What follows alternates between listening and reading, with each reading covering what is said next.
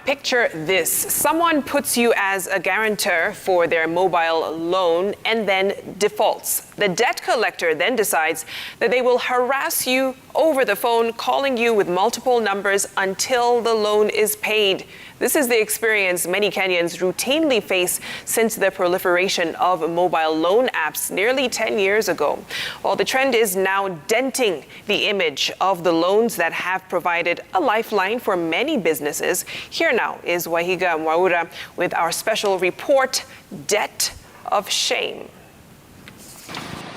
Tunachukuanga hizi loan tutoe shida yenye tuko nayo kwa saa hiyo, lakini ikifika kesho hatuna hacha sana na kulipa. Kusema kwamba tuma kwa hii laini usitume kwa hii nyingine au ni wezi.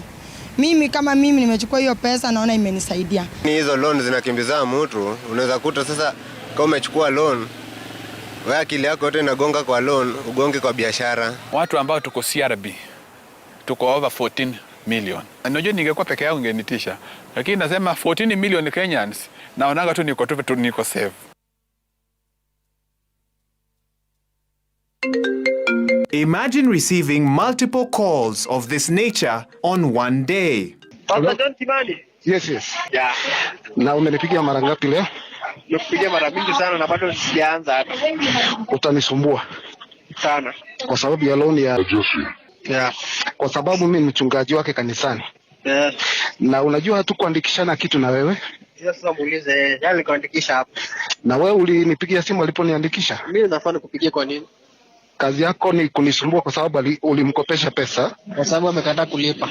Pastor John Kimani Ngure is still shaken by the ordeal several weeks later. He found himself on the receiving end of an unrelenting debt collector, keen to retrieve a loan that one of his congregants apparently took. Nilipigiwa simu na mtu na akajijulisha kwangu ya kwamba yeye anatoka mmoja wapo hizi makampuni, na akaniambia, sasa mchungaji, kuna mshirika wako amechukua loan na amekosa kulipa wakati tuliokubaliana, na sasa imetubidi sasa kukufikia wewe tukusurutisha, tukusukume. Sasa nikajaribu kuuliza, sasa unajua mimi tena sina capacity ya kuitisha washirika pesa zenu. Sasa jamani ananiambia, hapana, sasa si kwamba unataka hutaki, ni kwamba itakubidi kumfuatilia, wala sivyo kuna consequences. Wewe umesema hutaongelesha waumini wako, unawahubiria wafuate neno la Mungu, lakini hutawahubiria walipe loan, ndio? Mimi siwezi kuhubiri loan kwa sababu Mungu hakuniita kuhubiri maloni zenu, unajua? Hata ukiwa kwa kanisa kesho tutapiga simu, na ukiwa pale tu kwa altar. Yes. Sema wewe uliniandika kama referee na ni makosa, loan haikubaliki, lakini ambapo wewe utaki kufuata kenye tunakuambia. Yes. Wacha tukuonjeshe kidogo, hata wale waumini unawapigenga kuwaombea hutaweza. Wacha kwanza niongeze rate tu kidogo, hiyo simu hata message hutaangalia. Tumekupa ndaka niongeze rate tu kidogo tu. Unasikia? Rate kidogo, unajua sasa unapigiwa hata unaweza receive. Ndaka nikuweke mahali hata uwezi chukua simu ina hang ilipuke. For 3 days, Pastor Kimani found himself unable to use his phone as it was constantly engaged by the debt collectors. Out of frustration, his wife tried to speak to them, but their responses quickly turned vulgar. Who are you? Madam, wewe ndio pastor mdogo. Napatia pastor simu. Nimechukua simu. Ambia hiyo msichana mrudishie simu, alikuwa anajifanya anajua kuongea. Mwambie mpatie simu apande mbegu, acha ujinga wewe. These phone conversations are a classic example of debt shaming, which refers to the use of a borrower's social circles to shame them into repaying a loan. Debt shaming is a practice that started in the east of the world, in China. And it's because in that market, socially, the social construct is that if Wahiga has taken a loan, and it is known that he has defaulted, the shame on him and his family is quite big. In Kenya, culturally, we now know that that is not something that is acceptable. We have two rogue actors who are sort of very well known for perpetrating this bad behavior. We have tried to reach out to them and they have refused to come to the table to talk. The act has become so pervasive that recently several mobile lenders came out to distance themselves from it. Nikamwambia nitarekodi, nitapeleka kwa media, nitapeleka kwa CID, wananiambia tafadhali rekodi. You know, so when we get to that point, ambapo tumefika mahali hapo, ni mahali pa hatari hapo sasa. In the story you just narrated to me, the pastor did not consent to be called by the lender, did not consent to be a reference or a guarantor to the loan. Therefore, legally, they had no right to call the pastor. An audit report by FSD Kenya in 2019 revealed 110 digital credit providers offering loans between 1,000 to 16,000 Kenya shillings on first attempt. While some of the lenders have sought to comply with existing legislation, others are engaging in questionable and fraudulent practices, outrightly breaching existing laws. Many mobile lending platforms are privately held, and some are foreign-owned and are not subject to public disclosure laws. With most of the foreign lenders funded by investors, they use the first loan to gauge the trustworthiness of an individual before offering further credit. But to truly understand how we got here, you have to go back at least 20 years before the widespread uptake of the internet, mobile phones, and mobile money. In those days, getting a loan from a bank was usually an arduous affair.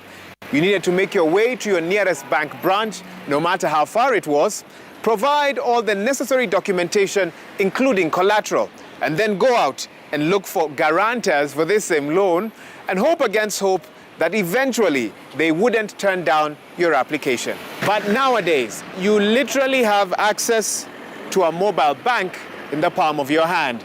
And within 5 minutes or less, it is possible to access a mobile loan on this device, proving that the biggest competitor for the traditional banking system are the hundreds of apps now easily available. Even the most poor can actually borrow. There are women who borrow very early in the morning and sell their goods and repay the same day. They hardly pay any interest rate, meaning they are getting cash to enable them to earn a living. Kwangu kama mfanyi biashara, mimi huwa inanisaidia na mimi huwa ninachukua na ninarudi ninalipa. Sasa zingine una pesa ya kulipia mtoto school fees kama sasa hivi, unaweza kaomba hiyo loan ikusaidie ulipie mtoto school fees. But this new form of credit has left many tales of agony in its wake. So nikawa napitia simu yangu, nikapata mahali wameandika loans. Nikaangalia, naweza pata loan hapo. Nikaambiwa nimequalify kitu kama 50,000. Shilingi 50,000. Nikasema hii nikipata sitanisaidia. Naweza hata anza kutubiashara nishikilie nikingoja corona inatupeleka namna gani. So nikafinya pale, kwanza nakuulizia selfie, unapiga kwa simu, unajikunja, wanakuuliza karanta, wanakuulizia ruhusa kama unaweza pitia phone contacts yako yote in case uache kulipa watapigia mtu fulani hapo. Mimi naye nakubali tu juu niko desperate, nakubali tu. So wakati leo unaniambia congratulations nafikiria nimepewa kitu kama around 50. Ninaletewa naambiwa ya congratulations, you qualified for 1,000. The 28-year-old soon realized, however, that the debt collectors would not give up easily. Inapigwa kila siku. Asubuhi, hadi wanaanza ukifungua tu kazi hivi, wanaanza na wewe. Na wako na number over 30 different phone numbers. Watapiga na usipochukua, wanapiga ingine. Usipochukua, hiyo ingine inakuja. Niko na fee anzia dating.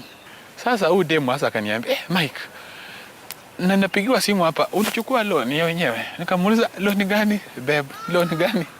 Kaniambia napigiwa hapa na watu fulani wanasema, ati bila unajua Michael Latira. Anasema, mimi namjua Michael Latira. Unamjua kama nani? Akasema ni rafiki yangu. And many are now caught up in a vicious cycle of debt, borrowing from Paul to pay Peter. Sasa niko na madeni mingi. Tukianza na yenye waliniambara sana 7,000, niko na ingine pale 20,000, niko na ingine 4,000, na ingine nilichukua 13,500. Imagine hiyo madeni yote. While some of the methods employed by a few loan collectors are clearly illegal, the uptake of mobile loans both prior to and after COVID hit the country is undeniable. Kenyans borrowed 1.2 billion Kenya shillings daily in 2020 on M-Shwari and Fuliza alone.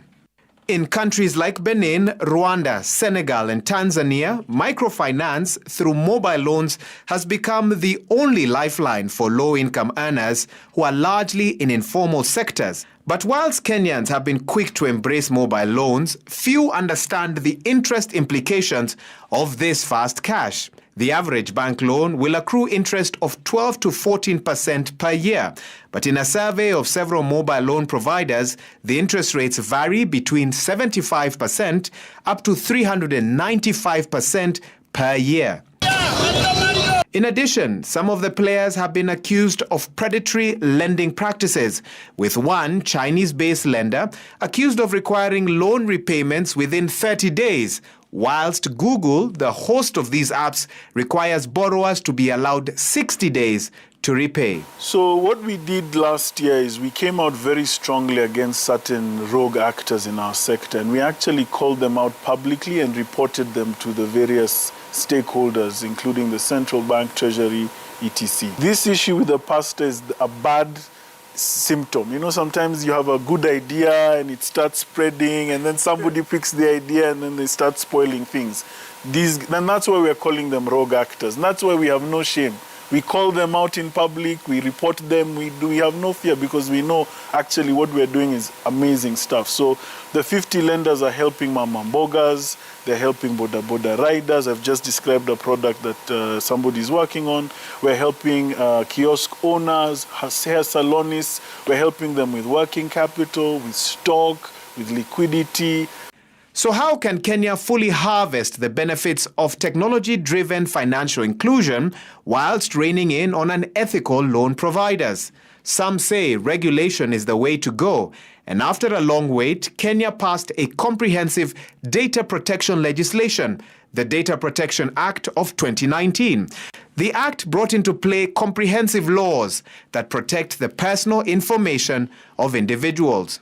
I mean, you have all these online lenders that, frankly, it's amazing that they still believe that they can get away with it.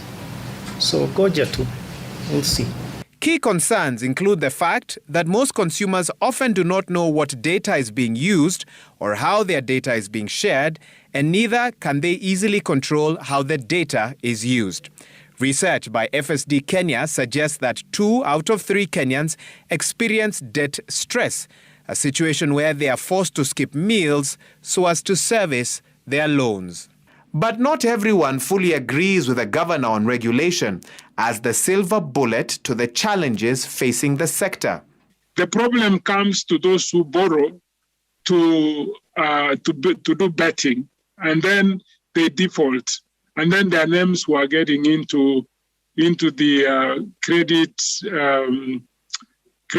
reference bureaus, and that's how central bank stepped in to say no. So we are complicating things when we are just about to help the people at the bottom of the pyramid to benefit from these innovations.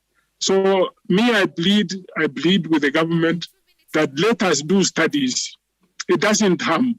Let us do studies about this new legislation which is being pushed by Treasury before they make decisions which would impact on innovation in this country. In the meantime, what can anyone who has been harassed by these debt collectors do to complain about data privacy infringement? Okay. Lakini kama utaki pasta pia nimekwambia ni sawa. Mimi si kwamba sitaki, unajua swala utaki usiseme ati utaki ushasema utaki. Unajua swala ni hivi. Takuna ta swala pasta. Wewe fanya hivi.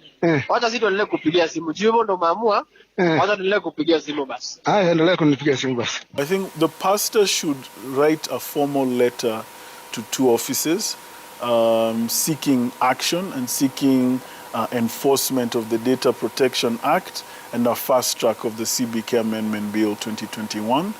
Right now, you've got the Office of the Data Commissioner. Also, write to the Parliamentary Committee, the Committee of Finance and National Planning, as they are reviewing the bill. Write about your experiences and give some ideas on how that should be sorted. Sasa vinye wa Kenya tuko 14 million, utapata ya kwamba hasa tuko na ni kama hiyo ni chama tuko nayo. Unajua CRB chama. Sasa unapata kitu kama 14 million Kenyans.